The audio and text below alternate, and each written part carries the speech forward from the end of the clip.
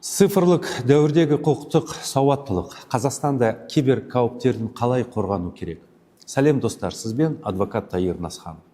25 жылы Қазақстан азаматы үшін тек жер үстінде емес, интернетте де өзі құқығын білу маңызды. Бүгін біз деректеріңіз ұрланса не істеу керек? Алаяқтардан қалай қорғануға болады? Және заң сізді қай кезде қорғайтынын талқылаймыз. Кеттік. Цифрлық құқықтық сауаттылық деген не? Бұл тек смартфон ұстай білу емес. Бұл интернеттегі құқықтарыңызды білу, кибер қауіптерден қорғануды үйрену, және ең бастысы қиындық туындаса дұрыс әрекет ету. Қазақстанда бұл өте өзекті, өйткені бізде егов.kz арқылы қызмет алу, ЭЦП қолдану, цифрлық қолтаңбамен келісімшарт жасау күнделікті қалыпқа айналды. Қандай кибер қауіптер бар? Жалған егов сайттары ИИН мен ЭЦК сұрайды.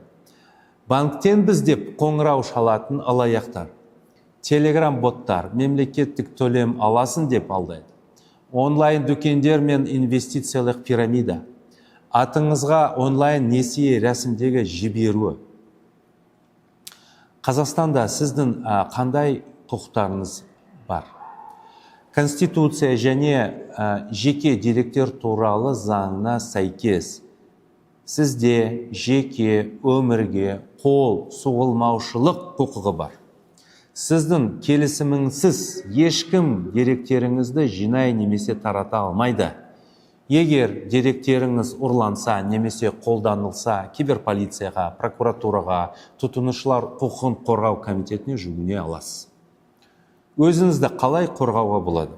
ЭЦК мен ИИН-ін ешкімге бермеңіз, тіпті бухгалтерге де. Күмәнді сілтемелерге кірмеңіз. Еговтың шынайы мекенжайы егов.kz, басқасы жалған болуы мүмкін. Банкте, еговта екі факторлы аутентификация қосыңыз. Антивирус орнатыңыз, Касперский, есет, тағы басқалар. Барлық күмәнді әрекеттерді скриншоттап сақтаңыз. Алаяқтарға алданып қалсаңыз не істеу керек?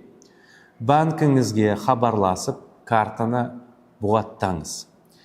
Полицияға немесе ішкі министрлігіне өтініш беріңіз. Егов арқылы арыз қалдыруға болады. Заңгермен кеңесіңіз. Бұл жағдай туралы басқаларға айтып беріңіз. Сіздің тәжірибеңіз басқаны құтқару мүмкін. Цифрлық сауаттылық бұл сіздің қалқаныңыз. Технология дами береді. Онымен бірге қатер де арта түседі. Бірақ дұрыс ақпарат сізді алаяқтардан, құжат ұрлығынан, онлайн несие мен жалған келісім шарттан сақтайды. Бүгінгі ақпарат пайдалы болса, лайк басыңыз, пікір жазыңыз және арнаға жазылыңыз. Сау болыңыздар, сізбен бірге адвокат Тайыр Насханов болды.